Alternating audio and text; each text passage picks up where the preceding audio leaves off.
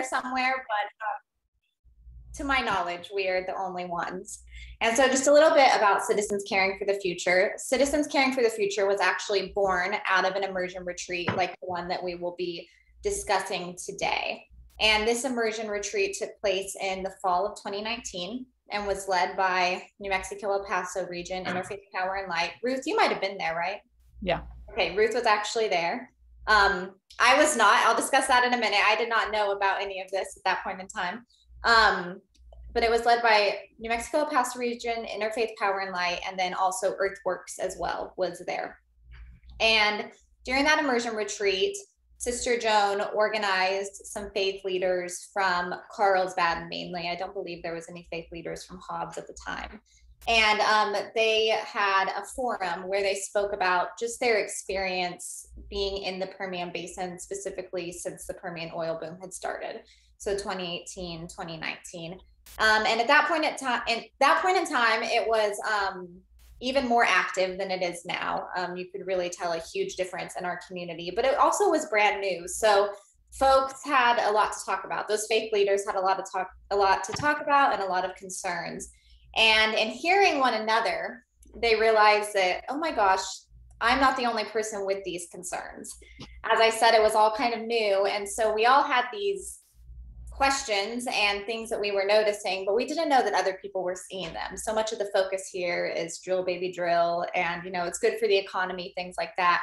But in hearing one another, they decided, you know what, we actually need an advocacy group that's making sure we're protected during this oil boom and that's looking out for future generations and making sure that climate change is, as controlled, or climate change is addressed, and that we do our part here in the Permian Basin to control our emissions and things like that are contributing to climate change. And so that's how Citizens Caring for the Future kind of came to be, with a lot of help from Interfaith Power and Light and a lot of help from Earthworks.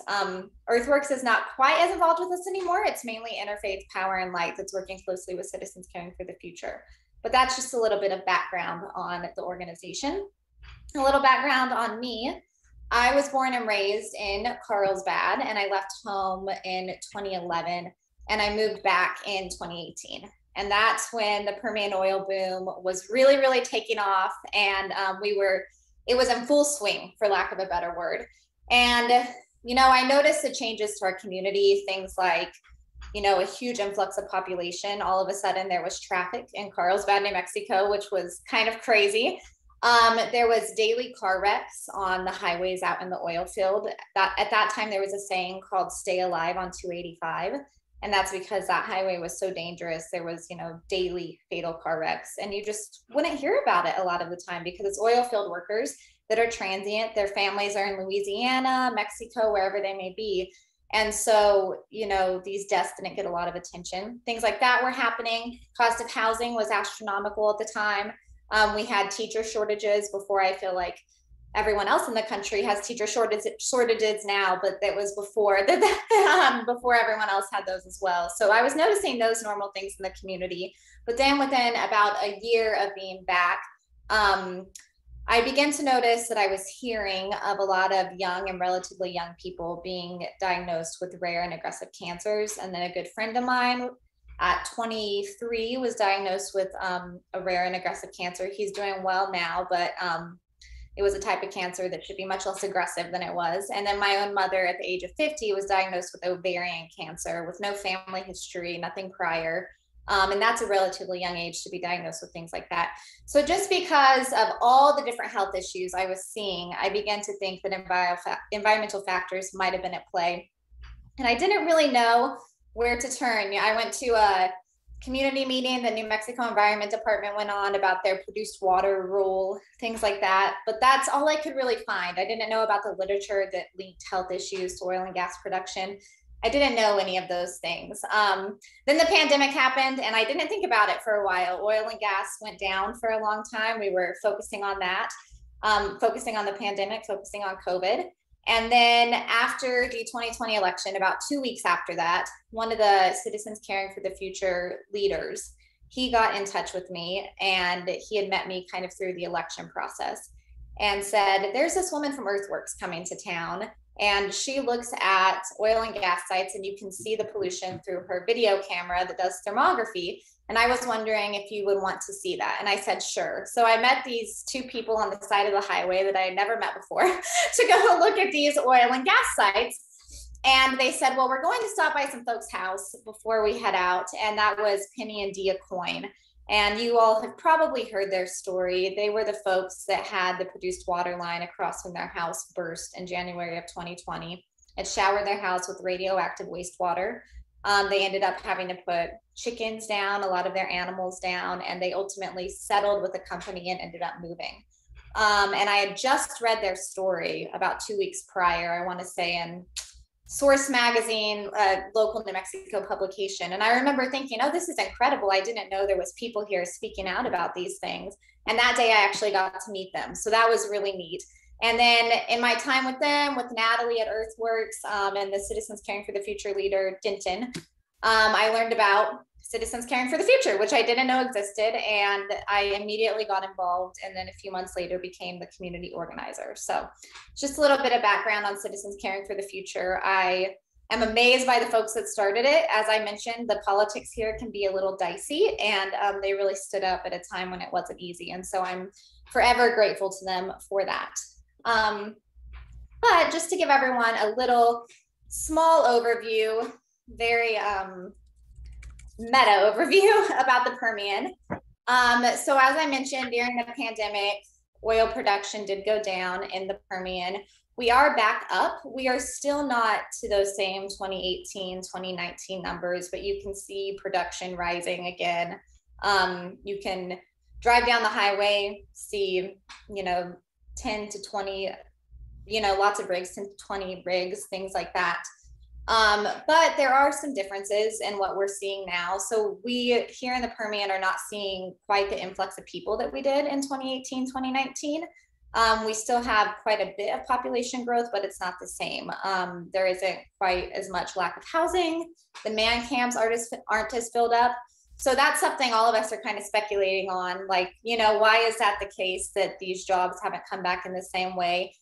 We think it's because, a lot of the infrastructure is already up. It's not as new as it was. So it's a little bit easier for the oil and gas companies to bring stuff online. A lot of these companies are practicing capital discipline, so they're not doing as much as production as they possibly could be.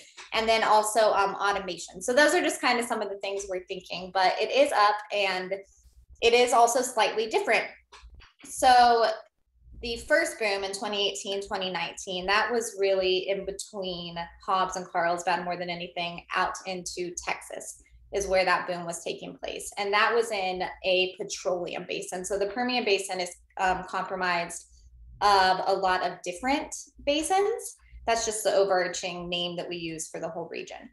And so the petroleum basin was particularly active in 2018, 2019. There's still a lot of production there, but now because of the war in Ukraine and the demand for liquefied natural gas, the cost of liquefied natural gas has risen quite a bit. And so now the basins that are predominantly gas basins are a lot more active. And so there's one called the Indian Basin, and that is actually on the other side of Carlsbad, north towards the Artesia area. So we do have production in new places where there wasn't that kind of production, and it's kind of surrounding us from all sides now. And because of the liquefied natural gas being so expensive, that's why you're also seeing places like Valencia County being, looked at for oil and gas production right now too, because that is a gas basin. So just a little bit about that. Also, we likely will have production here in the Permian Basin for a decade to come, years to come. The Inflation Reduction Act has, locked us in to oil and gas leasing for the foreseeable future. That will definitely impact the New Mexico side of the Permian because we are the most active oil and gas basin in the United States. But then also because in New Mexico, a lot of the Permian Basin is public land. So that's why it will have a big impact in this particular region. In the past 5 years, we have seen a lot of growth towards our towns in the Permian. A lot of it was kind of out in the middle of nowhere. It's now encroaching on the communities here. So I'm going to talk about a thing called the oil and gas threat map, and Ruth is probably going to pull that up. for me. And so what the oil and gas threat map is a map that shows oil and gas sites with a half-mile radius circled around them. And that half-mile radius will show you schools, houses that are nearby. And that matters because a half-mile radius around an oil and gas site is what we call a threat zone. And a threat zone is a place where people living nearby are exposed to high levels of air pollution. So particularly VOCs, like benzene, ethylbenzene, toluene, xylene, things like that. And based on peer-reviewed studies, this puts you at a increased risk for negative health impacts. So you can still have the negative health impacts if your home is, farther than a half a mile, or if it's closer than a half a mile. But that's where there's the most peer-reviewed literature that there's significant health impacts.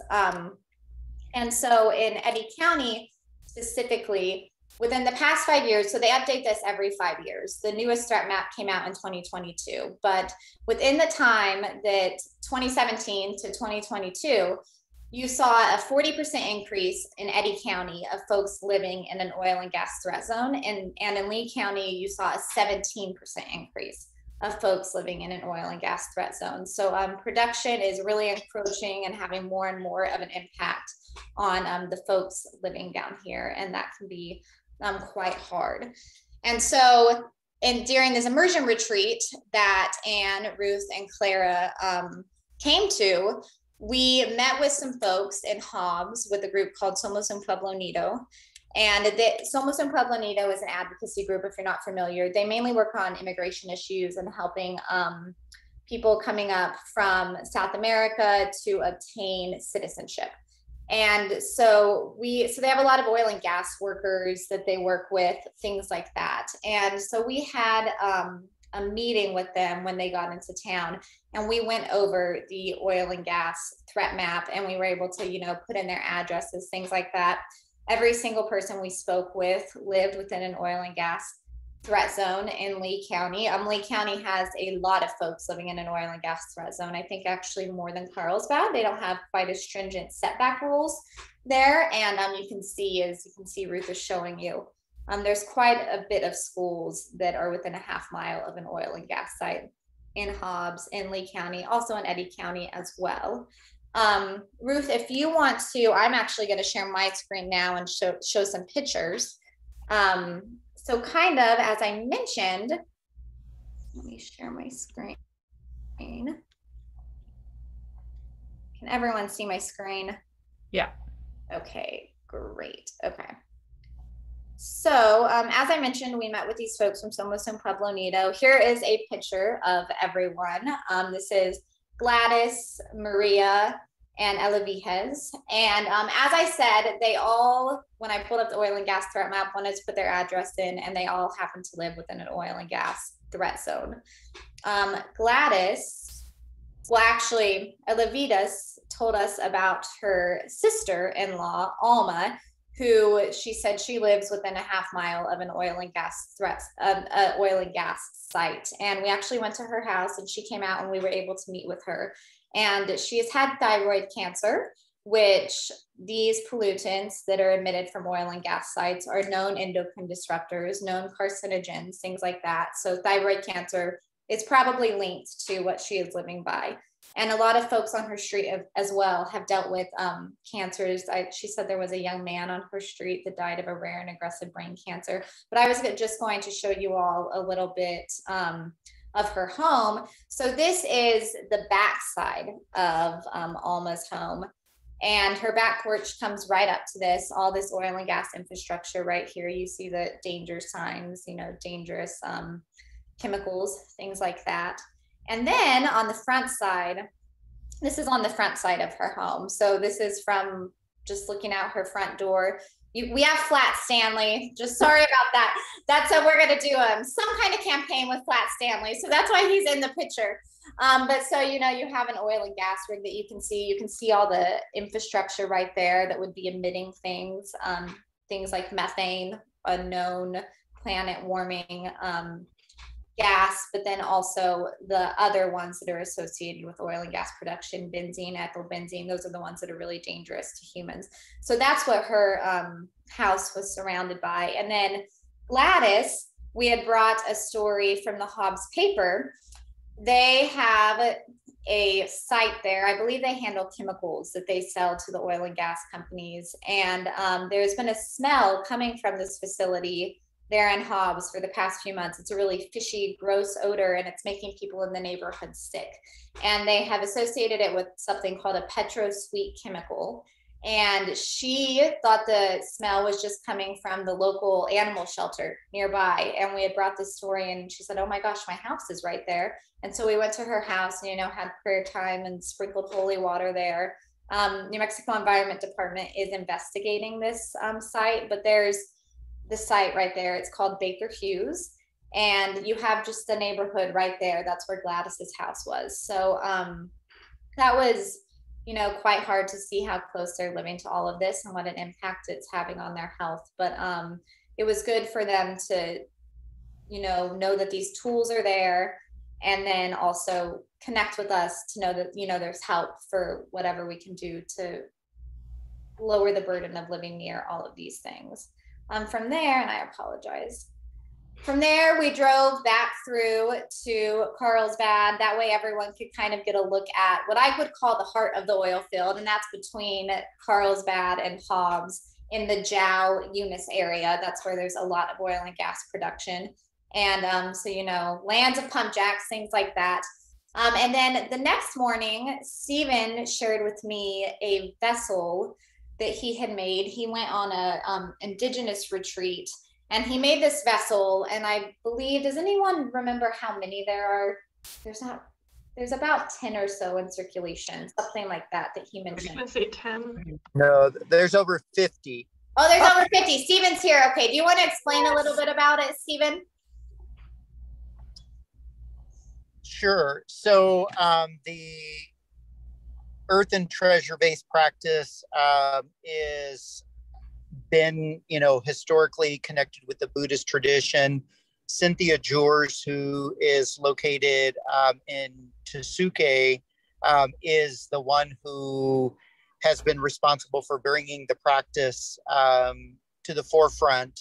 And the first generation of vases and the second generation were and are all over the globe in areas that are being affected, environmental degradation, human rights, and the vessels are buried after they've been filled with prayer. And so then at Ghost Ranch, we had a gathering and we began a third generation, and the elders from Santa Clara guided the making of the vessels, and then each of us had prayed about where our vessel would be connected to.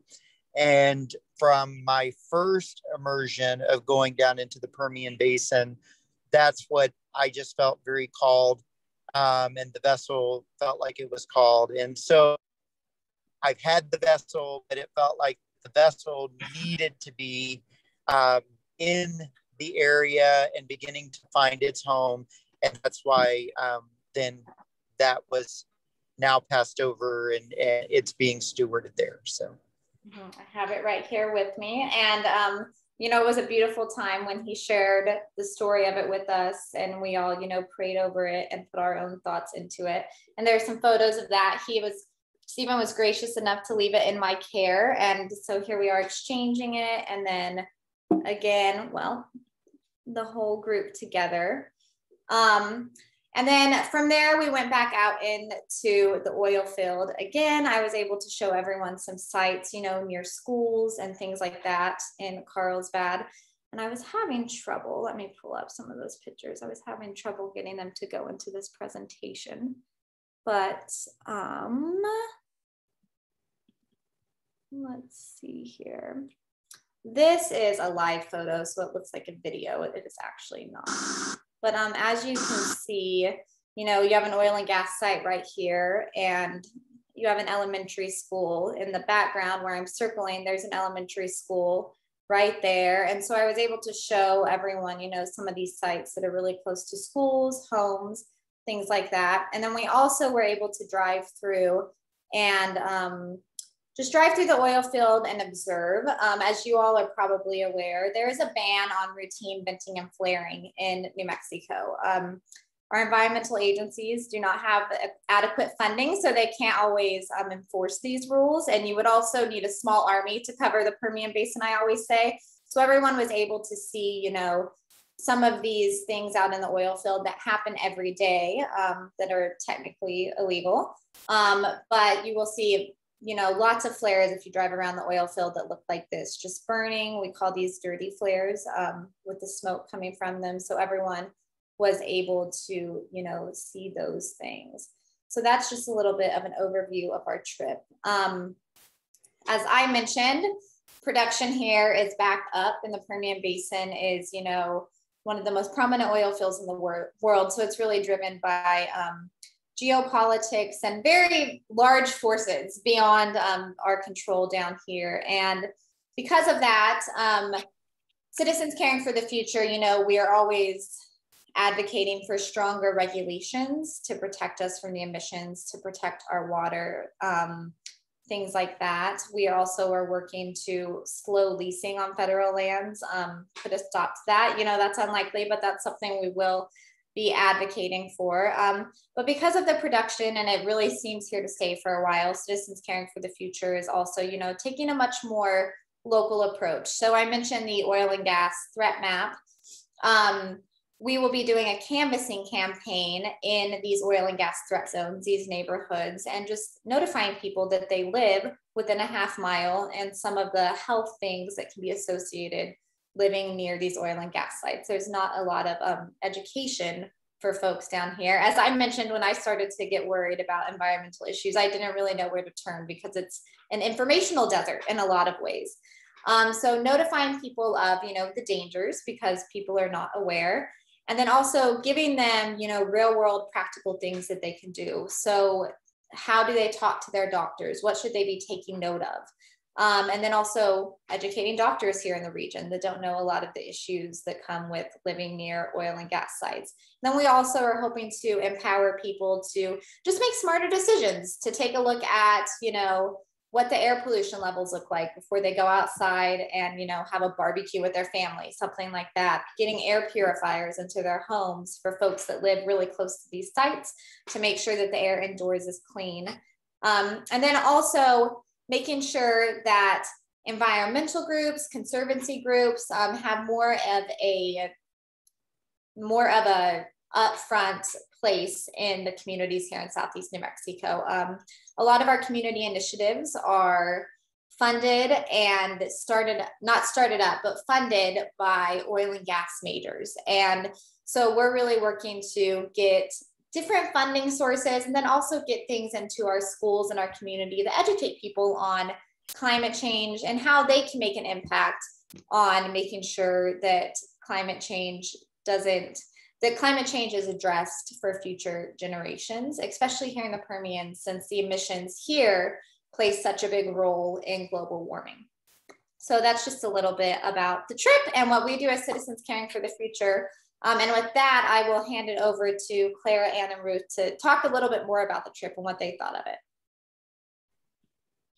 Thank you so much, Kayley. And do you want to just stop sharing your screen maybe so we can see everyone's faces a little bit more? Awesome. Thank you so much. Ruth, do you want to start us off just sharing a little bit about our reflections on the trip? Sure. So Kayley covered a ton of different things. One of the things that I'd like to highlight is the role of older oil wells that no longer are producing much of anything, but are creating a huge amount of pollution. And the fact that the way the permitting process goes, the state and the entities that permit the wells don't require very much bonding money.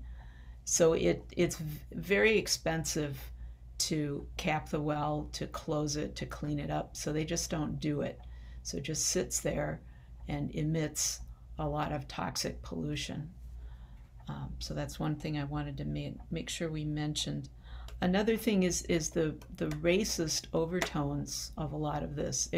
It's not a coincidence that the 3 Mexican immigrant women we met live in a neighborhood surrounded by oil infrastructure. And one of them told us, well, several of them, that the water was unsafe to drink and even unsafe to bathe in. And that pretty much blew my mind, because in Albuquerque, you know, we get updates yearly from the water quality control folks telling us all the aspects of what's in our water, and it's just sounded unconscionable. But that was one of my things. We didn't spend a lot of time this retreat talking about produced water, but that's a huge concern, is that when you frack a well, there's a huge volume of liquid that is not oil, many times more than the actual oil, and it's full of toxic chemicals, and they have to figure out what to do with it. You know, you get the good with the bad, and so they end up just dumping it. It's supposed to be injected deep into the earth, but it's just easier and cheaper to find a remote corner and dump it on the ground. So those were my 3 points. Thank you, Ruth. Yeah, I want to leave time for us to have some question and answer, so I won't talk for very long. Mostly I wanted to uplift an aspect that Ruth already touched on. She said the racial overtones of this issue, and I think that the Permian is such a powerful example of the ways in which we need to cultivate in ourselves and in our groups how we talk about with more fluency how connected climate change and pollution is with forms of racial discrimination, whether that's about living in a particular region and also just living in particular neighborhoods. So as you saw from these photos, there are homes and there are schools right next to these facilities. And one of the things that struck me so powerfully in this trip was to think about this as a public health crisis, which I think it very clearly is from the examples Kayley just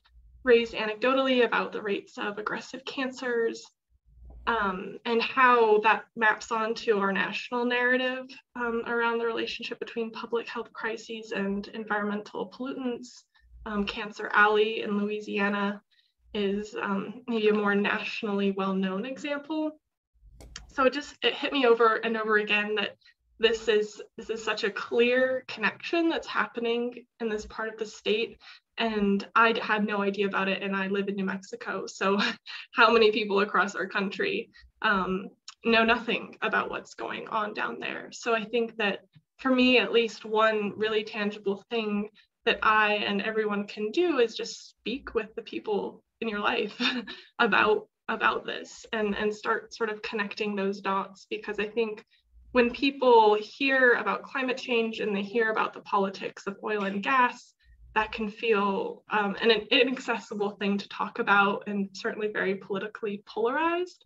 But when we start telling these stories of people who don't even want to take a shower because of the quality of water, that's so humanizing, and it's a story that you can tell that I think usually ought to pull at the heartstrings of anyone and get them curious about what's happening. So anyway, I just wanted to uplift especially that piece. Stephen or Anne, do you want to say anything right now? I know that, Anne, you're going to talk a little bit later on about some action items. I can say just a little bit. So this was my second opportunity to go for this immersion experience. And Ruth really pointed out a number of things that stood out for me. But the other thing that I guess was very interesting in addition to like these old wells that, and the statistic I think was that they make up for over 50% of the wells, but the production amount is only like, I mean, over 50% of like the emissions of all the pollutants, but they only generate about 6%.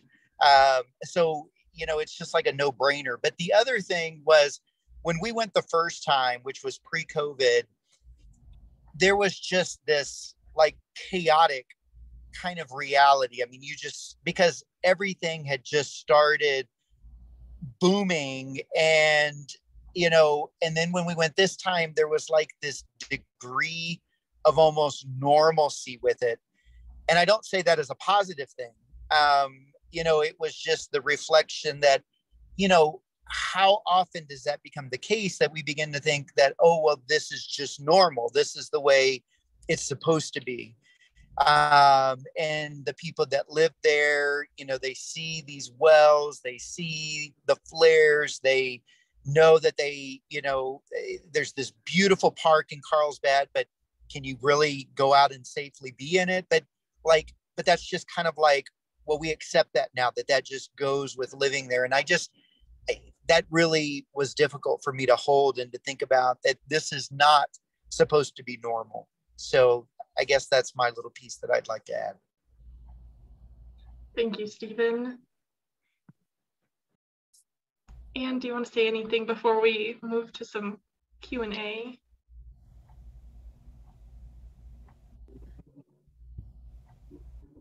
And you're muted. You're muted. Thanks. I just want to underscore how shocking it was to drive through this area and both see the incredible density of the oil and gas production. And here we were there for maybe 36 hours, experiencing just in our time, mostly driving in cars, the number of us who had headaches and felt nauseous, just from being in the area, breathing the air. So I just wanted to mention that in terms of the emotional impact of recognizing what a sacrifice zone this is for the nation and the world, that we're pulling all this oil and gas out of there, you know, at the expense of the whole region, the people, the critters, the landscape. So I have lots of things to say about what we need to do. So I'll hold the rest of my comments. Wonderful, thank you so much. So we want to open it up now for a little while, just to give folks time to respond and ask any questions that you have. I know this might be a lot of really new information for some people, so I think the floor is open. And I think Steffi, maybe you already had a question that you asked in the chat. Yeah. I don't know, Kayley, if you want to answer that. But. I can address that. So Steffi's question was, do we have enough particle, benzene, VOC, NOx detectors in Eddy and Lee County and the surrounding counties? So the answer to that question is absolutely not. And this is something that I was shocked to learn when I started learning about the oil and gas industry and how well regulated it is. I always assumed if we have all of this production around, then there is a lot of regulation going on and a lot of monitoring going on, right? A lot of environmental monitoring. I think partly that was because I had kind of a false trust in our regulatory agencies and the government, things like that. But also I've grown up near WIP. I mean, WIP is also in Carlsbad, and WIP is very, very heavily regulated and very well monitored. And so I just assumed that every industry kind of operated in that way. So the answer to that question is we actually do not have any monitors that monitor those specific pollutants, specifically the ones that hurt human health, the VOCs. So your benzene, it's called the BTEC suite of pollutants, benzene, toluene, ethylbenzene, and xylene. we do not have any monitors that are monitoring any of that. And those are the primary pollutants coming from the oil and gas industry. That is because under the Clean Air Act, states are only required to monitor ozone levels. And VOCs are what we call ozone precursors. So the VOCs are emitted, they interact with sunlight and create ozone. So we are not monitoring those specific pollutants, but what they create, which is ozone. Citizens Caring for the Future has been really worried about this issue for a long time. And so we actually have been working with the New Mexico Environment Department. They entered a grant competition on our behalf just a few months ago to get funding from the EPA to implement an air monitor that will live with the ozone monitor in Eddy County, and it will monitor the BTEC suite of pollutants, which I mentioned are the main VOCs coming from oil and gas, benzene, toluene, ethylbenzene, and xylene. We'll find out soon if they were awarded that grant. But yeah, it is kind of wild that we do not monitor the pollutants that hurt human health. And you would think there is a lot more monitoring, but there is not. There is only one ozone monitor in Eddy County, and there is also one in Lee County. These are both run by the New Mexico Environment Department. I did kind of lie. There is another one in Eddy County that is ran by the National Park Service. It's at Carlsbad Caverns, and that is why we actually have it here. But those are the only ones in this whole region. In the most active oil and gas basin in the country, actually in the world, some would say, those are your only ozone air monitors. And the one in Carlsbad is quite off the beaten path. It is not in the middle of the oil and gas fields. So that's just to answer that question. Melanie, or I don't know if you're Melanie, but raise hand, please. Please. Melanie and Tom, sorry. But Tom has it's probably more of a comment than a question, or could be a question, I guess. The United Church of Christ and its disaster response coordination and teams have the commitment to respond to technological or human-caused disasters. Have you touched into the national church for any kind of funding or grants? Or then this, I guess the secondary question is, maybe it's more of a statement. Let's get them involved. They want to know about these things. And this is, you said, the national churches, or? Yes. Okay. Yeah. And it just happens that I'm the New Mexico representative for the Southwest Conference to the disaster response team. Oh, great. So Perfect. Let's do something to pull not only attention, but maybe some funding into our area. We would love that. Tom, can you share your contact info in the chat so that? And just so everyone has it, I will share my contact info as well. Okay. I'm not good at that. Melanie will do that. Thank you. And then we have a question from Mark. What state and federal agencies are actively, regulating the water and air issues with this industry? Well, you do for air issues, the New Mexico Environment Department and the Oil Conservation Division are regulating the air along with the EPA. I believe in terms of regulating water that the New Mexico Environment Department is regulating it here in New Mexico.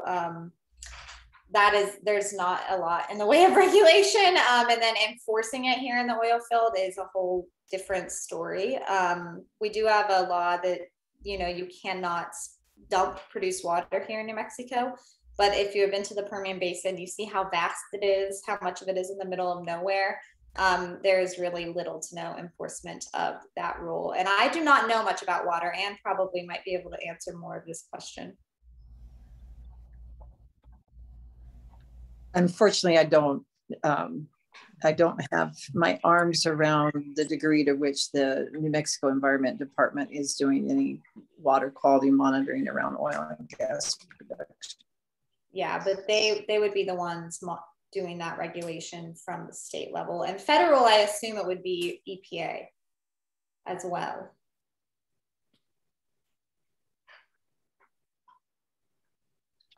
Yes, Pat's question. You remember when fracking came to our attention, there was a request to find out the chemicals used in that process, but the companies claimed propriety. Did we ever find out the answer? There is, you know, there is some knowledge about what is in the water that is used in the oil and gas industry, you know, high levels of PFAs, so forever chemicals. Yeah. Colorado did just pass a rule that they will be required to disclose what is in the fracking fluid there. But New Mexico specifically does not have a law that requires them to disclose what is in the fluid, and there is no federal framework either. I believe we'll probably find out a lot more about what's in fracking fluid from Colorado's rule. And although it is different, what is in each, you know, each water, all the water that they use, it is different for each basin because of the nature of the rock. But I do assume that we will probably find out quite a bit more about what is in the water from there. So that's something that hopefully in New Mexico, I don't think it's coming up this legislative session, but something we can hopefully take care of in the next few years to come would be my hope. Thank you. The Atkins, why don't you ask your question, and then let's move to some of the broad what can we do from Kayley and Ann, since I'm sure that's a question for everyone. I have two questions. My name is Henry Atkins. I coordinate the Laudato Si Action Committee for the Franciscans at Holy Cross Friary and Retreat Center here in Mesilla, New Mexico. First question is environmental racism, as you know, is prevalent all across the US. And you look at Houston, the 5th Ward, primarily Black ward, has more toxic dumps. The area around Newark, New Jersey is Cancer Alley, etc. Very often lawsuits have been brought against companies that pollute. You don't often win, but one of the things that happens is you get an incredible amount of publicity, and it's a very quick way to educate. And I was wondering if any legal action had been brought in the Permian Basin. The second question I have is sort of like the first, is are any of the church communities in your area involved in any way in the ecological struggle in any significant way? And again, I just want to thank you for the work that you're doing. Well, I'm happy to do it, and thank you all, guys. Thank you all for being here today. In terms of environmental racism lawsuits, I don't believe there's been anything taken up, you know, on those kinds of claims before. There is, you know, legal action being taken on permitting issues, oil and gas leasing and permitting. But in terms of environmental racism, there has not been a case of that nature to my knowledge.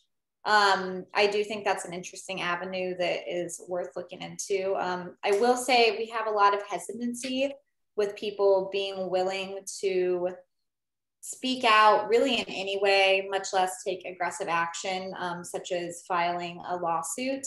That is because of the political nature of this region. It's, as I mentioned, we're the only advocacy group in the area, extremely red. And in the past, specifically, I would say 4 years, it's gotten more and more extreme. And so there is a real hesitancy for people to, you know, take that kind of action because of the possible dangers that it could come with. But then also a lot of folks work in the oil and gas industry. That's the main source of well-paying jobs here at the moment. I mean, that changes obviously. And so that's where I think we might run into issues with that. But that's something that I would like to look into as time goes on. And if we ever find people that are interested in doing that kind of thing, I think that's an important avenue. Because as you said, it raises awareness in a lot of ways. went to Washington, D.C. back in the fall for a climate protest event. And so it's a lot of people there that are very engaged in climate action and in the climate crisis. And I was slated to speak one day, and the night before we had kind of a rehearsal of sorts. And they had all the speakers for the next day stand up, and they introduced me. And I sat back down, and there was a group of 4 people behind me, and they tapped me on the shoulder and they said, "What's the Permian Basin? We've never heard of that. And we're the most active oil and gas basin essentially in the world. You know, we emit the most methane of anywhere else in the country, which is, you know, 4 to 8 times stronger than carbon dioxide at warming the planet. So that was kind of crazy. And there needs to be a lot more publicity around, you know, what a problem the Permian Basin is. Just not in the fact that, I mean, frontline communities, we are obviously severely impacted, but failure to cut emissions in this region will have a grave impact for the world over, essentially. And then your other question was, are there churches engaged? So we do, we have a lot of faith leaders that are in leadership and citizens caring for the future. It's kind of funny, their churches aren't super particularly engaged, but we do have churches, you know, doing things like getting solar panels at their church and changing to more sustainable energy sources and stuff like that. But we don't have any churches, you know, outwardly engaged with, I can't remember the term you used. I've heard it a lot. Something about creation. I'm not sure, but we do not have many churches engaged. Most of the churches here would not be willing to engage. We work hard to get the ones that we think are open to us to engage with us more. But that's something that is kind of a constant evolving thing that we're always working on and trying to get them more engaged in this region. Thank you, everyone, for all your questions. Maybe, Anne, do you want to start with some of the action steps? Yes, thank you. First, I want to underscore something you said, Clara, about I think a huge action step is to talk about the Permian Basin with friends, family, wherever, because Kayley just underscored, you know, people don't know for the most part, even here in New Mexico, what the nature of the sacrifice zone and how much need there is for regulation and enforcement of regulation and the ongoing hope that there could be some shift to renewables.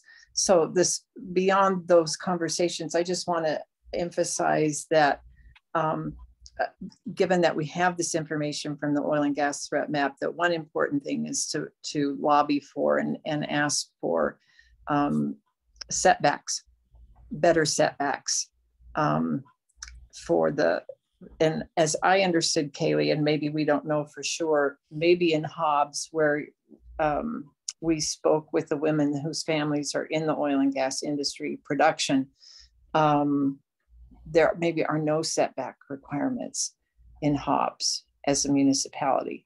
So if there was something at the state level, maybe that could be then required for some of these cities in the Southeast region.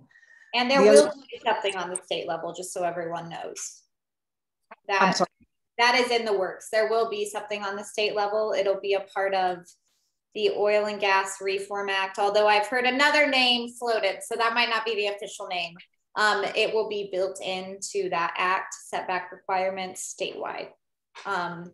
And so that's something to advocate for in this upcoming legislative session. When we get more information, I'm sure it will be shared with you. Sorry, I just wanted to piggyback on that when you were still on it. Yeah, no, thank you. And then whatever methane rules strengthening can happen either at the federal or state level is absolutely critical. And Ruth and Clara asked me to speak to the work we've done in Valencia County.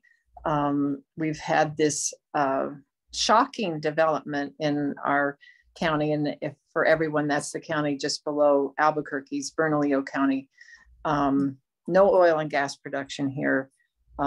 We've had a push by an oil and gas magnate to create easier and less costly avenue for doing oil and gas production in our county, which a group of little citizens group fought tooth and nail with a lot of help from a lot of environmental groups. The ordinance that was passed in our county is called the Natural Resources Overlay Zone, or NROZ. And so we would just love to have anyone's help when it comes to it was approved with some better criteria, but it was approved, and we anticipate there'll be applications for oil and gas production permits in our county. And we'd love to have support from everyone to show up at Planning and Zoning Commission meetings and County Commission meetings here in Valencia County as needed. And Clara, I have lots of other ideas, but I think we want to hear from Kayley, who's more in the know. Wonderful, thank you so much. Oh, Mike, did you have a question before we move on? Sorry. Yes, Kayley, have you visited, or what would be your Mayor Dale Janaway's position on these issues? You know, I have tried to engage with him before, just to kind of, I believe what I tried to get him to do was to come out with earthworks to see the pollution through the thermography camera, the FLIR video camera. This was probably about a year and a half ago. It was around the time I first started. There is a lot of hesitancy. Well, I would say, you know, there's absolutely no interest from local government here to question the oil and gas industry whatsoever. Our city and our county both work very closely with a mega lobbying firm called FTI Consulting that works with, you know, the likes of Exxon, Chevron, things like that. So it is very hard to get city leaders to engage. There's some city council people that I have good relationships with, always trying to keep those lines of communication open. But there is not very much, shall we say, openness to even learning about the risks that come with living near all of this. And, you know, what we need to do to make sure that where we live isn't completely destroyed, so that when inevitably the markets change and there's not as much demand for oil and gas, we're not left behind with all of this mess and no economy to turn to, because we've been the engine of oil and gas as it's taking its last 9 breaths. So there doesn't seem to be any of that forward thinking on a local leadership level. And I haven't got to really talk to him about it all that much. Would Kayley, would this be the same reason, for example, that Dale Janaway, the Chamber of Commerce, the religious and faith and spiritual organizations, would this be the same reason they do not want to get involved? I heard you mention them, but I didn't get a kind of a sense of your relationship, or if anyone in the various and sundry spiritual denominations of Hobbes, Artesia, Carlsbad were involved. Yeah, so you know, I think the hesitancy for the local governments, then the chambers as well, to engage, a lot of it is funding. For city officials and stuff, so much of our economy is run by oil and gas that they just, you know, see no need to look elsewhere. The chamber and a lot of just local organizations working on all sorts of different issues, they receive the bulk of their funding from oil and gas. And so are the bulk of their membership in terms of the chamber from oil and gas companies. So I think that's a big part of the hesitancy. And then in terms of faith communities, I don't think they're not getting as much funding from oil and gas companies. But as I mentioned, there is quite a bit of extremism here. And so just really politics plays a huge role in it at this point in time. when I grew up here, everyone was a lot more balanced. There was not quite as polarizing and extreme. But now, you know, you can't really question much of anything. And you're either, you know, a Republican or you're either a Democrat, and, you know, there's no openness in terms of listening or talking about these issues. And I think a lot of the times, a lot of the churches here can fall into, you know, more of an extreme place. But then also in terms of, like, for instance, we've tried to connect with the Methodist Church in the past, I believe in Hobbs. And we were told that, you know, they have a legislator that it's part of the church that said, oh no, you know, you cannot speak to these people, stuff like that. So a lot of it is just local folks, word of mouth, saying, no, this is something we don't question, and you can't be involved with this kind of thing, to just kind of give an overview. And so that's something that we've dealt with quite a bit. And I'm from here, and I know a lot of these people, and they're people I've been raised around, and there's just no willingness to engage on this specific issue. I have one more question. Yeah. A little bit, well, it's in town, but a little bit south, there is this big hole. This big hole that is several hundred feet deep. It's next to a trailer park and near a canal. Are you familiar with that? The sinkhole? I think that's what you would call it. Yeah, I have heard, I've never gone to see it before, but I have heard of it. And you're correct. It's like, I want to say it's maybe somewhere near Lovington, possibly. It's maybe in that vicinity. I'm not very familiar with it. I'm familiar with the bigger one south of town here that actually there never was. That might be the one you're talking about. It never actually sunk in, but then they had to refill it and restabilize it. And that project has been done. Have they filled it in? They have filled it in, and it is now officially done. And there are no longer signs that say you're over a sinkhole at the moment. There used to be signs going up to it that would say, you know, in 1,000 feet, beware potential sinkhole. There's a traffic light right on top of it. And I always hated going that direction because it would scare me. My hands would sweat. But that is actually filled up now. The state did fix it. And Did oil and gas cause that? So I do believe it was an oil and gas company, but it was way back in, you know, the 80s, this particular company, and then they went belly up. And so that's why they did not pay to fix it. Now that's something that could happen nowadays as well, even worse. Some fracking causes even more potential for sinkholes, and you know how we're re-injecting the waste, that's also causing problems. The difference is it's much less likely to be in the middle of town. That was back in the 80s, that was allowed, that was permitted. They got a permit to do it that close to town. And that's why that one made so much news, because, you know, there's a business on top of it that had to close. There was houses. So nowadays you're likely to have that happen just out in the middle of the desert.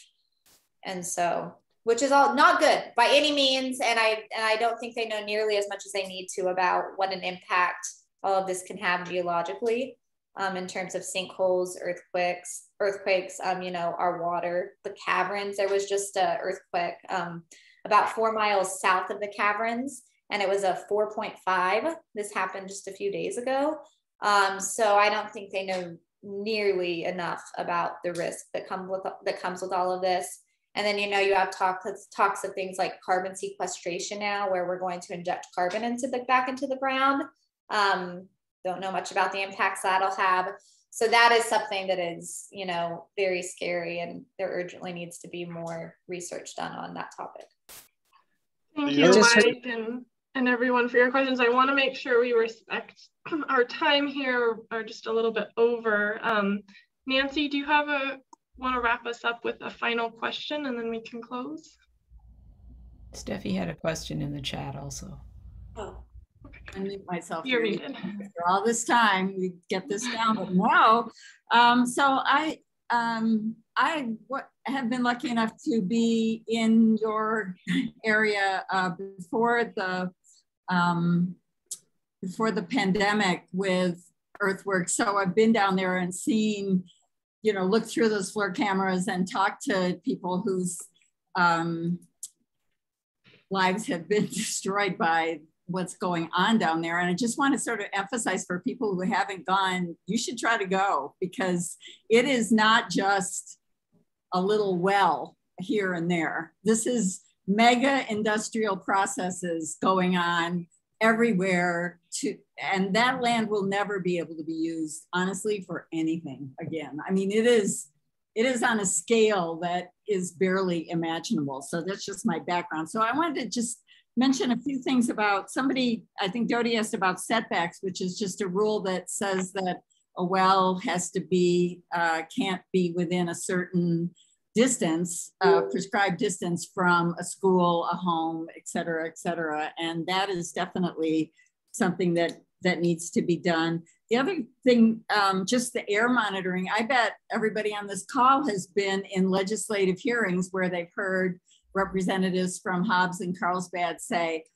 what bad air? We have great air here in Carlsbad. I mean, I have literally heard them say this. And so air monitoring, just to prove that that's not true, is definitely seems like a really big priority in this work of sort of next things to do. And then the last one is, I have a little, because I was a kindergarten teacher for many years, I have a show and tell. In today's Albuquerque Journal, there is a letter to an op-ed from Jim Winchester, Executive Director of the Independent Petroleum Association, Mexico, decrying the fact that New Mexico's methane rule is unfair on low producing wells. And it just, I mean, the facts that you just gave, Kayley, about, you know, the fact that they produce much more pollution than they do oil or gas is just, I mean, this whole, you should see this editorial. You will immediately become upset because they're saying how unfair this is, that they're picking on these little wells that are hardly making these poor producers any money. Never mentions the statistics that you gave about, you know, them producing 50% of the pollution and 6% of the product. So it's just, seems like those three areas are really critical. So I'd just like to hear if, you know, what other ideas you all have about that. Yeah. So in terms of that, yeah, the Independent Petroleum Association does have a lawsuit against these rules, as I'm sure what you saw in that op-ed. I will say that I have heard that it's not too strong of a case for them. So hopefully, you know, that doesn't have much of a bearing on anything. But yeah, you hear that a lot. You know, if we're regulated whatsoever, then we're going to go belly up. And that is just, at the end of the day, you know, all these other industries work with much tighter regulations than the oil and gas industry. And that's something that in the past few years I've been working. I just find incredible that quite literally every other industry has such stringent environmental regulations that they must abide by. And then you have the oil and gas industry that has, you know, little to no regulation. And it is, you know, just absolutely incredible. So I agree. The monitoring to really prove that it is bad air quality, but then also the EPA right now is investigating whether or not to declare the Permian Basin as a whole, so Texas and New Mexico, the whole region, they're going to possibly declare it a non-attainment zone based on ozone pollution. So that means we've had a certain number of days where the ozone level, you know, exceeds healthy standards set by the EPA. And if we do get designated a non-attainment zone, then a lot of more funding comes in and the EPA will be doing a lot more oversight, a lot more monitoring comes into play. So while it's ultimately quite depressing that we're at that point, it's actually really exciting news that we may get more of the oversight that we need. As I mentioned, it would take a small army to regulate the whole Permian Basin. It's thousands upon thousands of wells. And, the New Mexico Environment Department doesn't have a single air inspector even living in this region. And I believe the stat is there is one inspector per every 18,000 wells in the state of New Mexico, something like that. So that's just, absolutely terrifying. So something we can really do is advocate for funding for our regulatory agencies. That's a real biggie. And then as this non-attainment zone thing with EPA gets rolling, there will be more advocacy to do around that. And that is really important. And so we will keep everyone updated on what you can do. But that's a really big thing that, might have a major impact on the level of emissions here. I did see another, one more question from Steffi. Is anyone doing any study to quantify how much venting and flaring is still going on? I know Environmental Defense Fund and stuff, they do quite a bit of studies. I don't know if they're doing ones trying to track how much venting and flaring is going on or not. The trouble with that is a lot of those studies depend on these oil and gas companies self-reporting. And time again, we have learned through regulation and all sorts of, regulation studies, things like that, that anything that depends on the oil and gas companies self-reporting is really not all that accurate. So those studies are being done. I am one of the people that's always like, oh, nope, it's much worse than that, because I live here and, driving around, things like that. So that's just a little bit on that. I know we're going to try to get done here in the next few minutes. So just a few more actions that I haven't already brought up. As I mentioned, the non-attainment zone, advocating for funding for regulatory agencies. That is really, really a big thing, especially here in New Mexico. There will be a new EPA supplemental rule coming out soon that we're hoping bans routine venting and flaring federally. We'll see if that actually happens, and we're hoping that it includes more frequent inspections at lower producing sites, especially close to schools and homes. That should be coming out hopefully within the next week. I also mentioned supporting the Oil and Gas Reform Act this upcoming legislative session.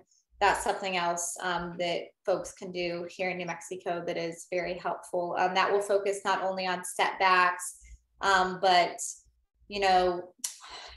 the Environmental Improvement Board, I believe it'll change the makeup of that, and it will address bonding. There's a few different things. I haven't been able to see a draft yet.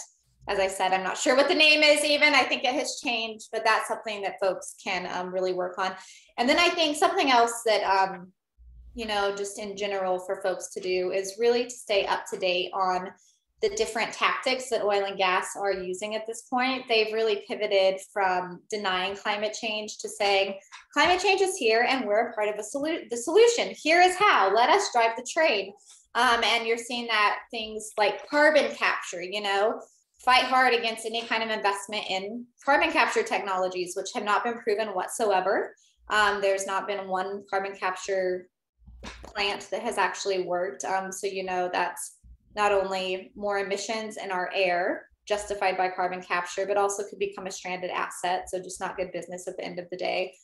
Things like blue hydrogen, that has a big carbon footprint. You have to have methane that props up the oil and gas industry. So just really keeping up to date on kind of the buzzwords that they're using, the buzz technologies that they're using, and just talking about how important it is that we fight against that. And then I also would say oil and gas leasing, really advocating for a managed decline that begins with no oil and gas leasing on federal lands. Obviously that's still happening, but just knowing that part of the solution is not adding on to the problem as we continue to add on to the problem. And just being aware that we cannot truly cut emissions without toning down oil and gas production. Just the scale of the problem is too large at this point, and the scale of the Permian especially is too large. So that's something that I would also say advocating on behalf of that. and also keep up to date on the permitting reforms that will be happening on a federal level. I don't know much about what that bill is going to look like. That was part of the Inflation Reduction Act, though, is permitting reform, which is very necessary to permit renewable projects. That's actually badly needed so that we can have a really great build out. But just in whatever circle you're in, making sure to stay attuned to what issues can come with permitting reform and how much easier oil and gas permitting can happen because of these reforms. So that's another thing that I would say to just stay on top of. But that's all that's coming to mind. Also, just on a personal level, if you all just ever want to reach out to me with questions, that would be absolutely wonderful. And then I'm always looking to, you know, possibly start programs in this area, in our schools, things like that. And just connecting Southeast New Mexico with the rest of New Mexico. And there's so many wonderful things going on in Northern New Mexico and the rest of the state, and just getting us connected and engaged with what you all are doing is always something that I'm looking to do, and I think would be great for this region. Thank you so much, Kayley, for just the breadth and depth of everything that you've shared here today, and for everyone for taking the time to be here. This is clearly such important work and on such a huge magnitude that I know that we will be hearing about it more in the future, both from Kayley and from our various church circles and advocacy communities. So I just want to say my profound thanks for everyone for being here. And I'm just going to close this out with a very short blessing. So if you join me for a moment in the spirit of prayer and blessing. Holy mystery, earth and air and water are your creation, and everything created is precious and essential. Help us live in ways that honor and dignify all people and places. Help us redeem and heal our life ways of harm, and guide us toward new ways of being and truer ways of honoring this precious life we have been given for the flourishing and dignity of all. We pray this in your many holy names. Amen. Yeah. Thank you so much for being here. And again, we recorded this session, so we'll be sharing it with you all. And my contact info is, I shared it in the chat, so feel free to reach out. Thank you so much. Bye. Thank you.